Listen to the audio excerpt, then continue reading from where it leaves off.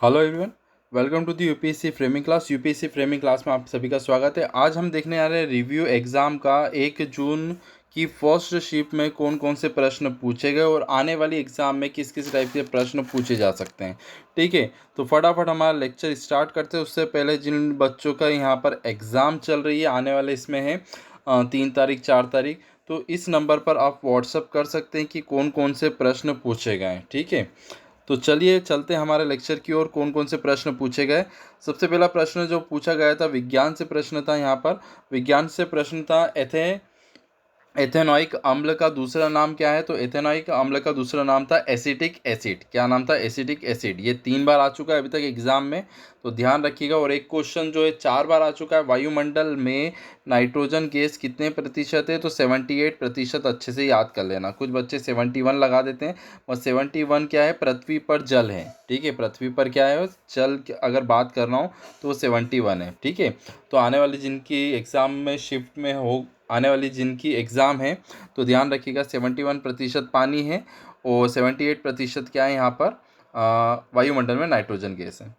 फिर उसके बाद जो अगला प्रश्न पूछा गया था, नोबल पुरस्कार किस देश से संबंधित है। ठीक है, तो नोबल पुरस्कार जो दिया जाता है स्वीडन देश से संबंधित है, और इसे शुरुआत करा गया था 1901 में। ठीक है, 1901 में सबसे पहला नोबेल पुरस्कार मिला था। और एक और इम्पॉर्टेंट क्वेश्चन, 1921 में अल्बर्ट आइंस्टीन को नोबेल पुरस्कार मिला था। ठीक है, अल्बर्ट आइंस्टीन को नोबेल पुरस्कार 1921 में मिला था। और भारत में सबसे पहले नोबेल पुरस्कार मिला था 1913 में, रविन्द्रनाथ टैगोर को 1913, और सीवी रमन को 1930 में मिला था नोबेल प्राइज़। तो ये 3-4 प्रश्न याद रखिएगा, इससे रिलेटेड है।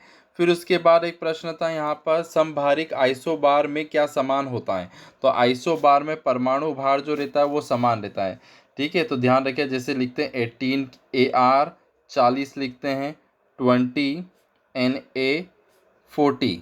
तो जो ऊपर जो लिखा जाता है बच्चों, वो ध्यान रखिएगा। आइसोबार मतलब क्या बोल सकता हूँ यहाँ पर? परमाणु भार देखिए दोनों का समान है, और नीचे जो लिखा जाता है परमाणु क्रमांक लिखा जाता है, तो परमाणु क्रमांक अलग अलग है। आने वाली शिफ्ट में ऐसा पूछ सकते हैं। ठीक है, तो ध्यान रखिएगा आइसोबार में क्या समान रहता है? परमाणु भार, जैसे 40-40।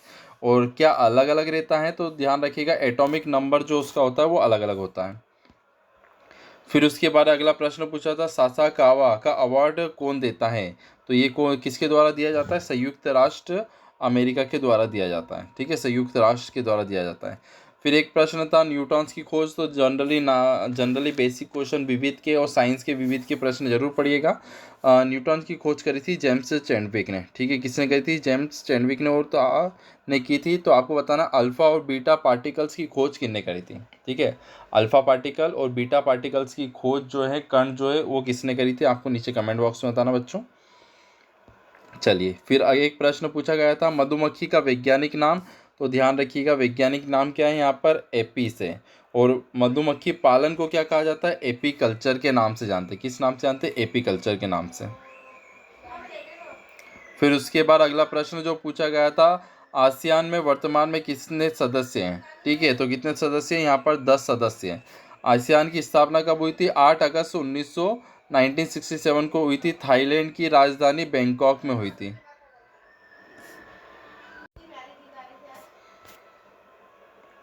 आसियान की स्थापना 8 अगस्त 1967, थाईलैंड की राजधानी बैंकॉक, याद रखिएगा स्टूडेंट्स।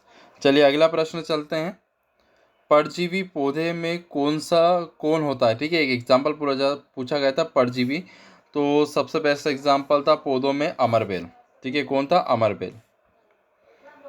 अगला प्रश्न पूछा गया था, अकबर ने हुमायूं का मकबरा कहाँ बनवाया था। तो अकबर ने हुमायूं का जो मकबरा है वो बनवाया था, ईयर पूछा गया था, तो 1569 से 70 के बीच में बनवाया था।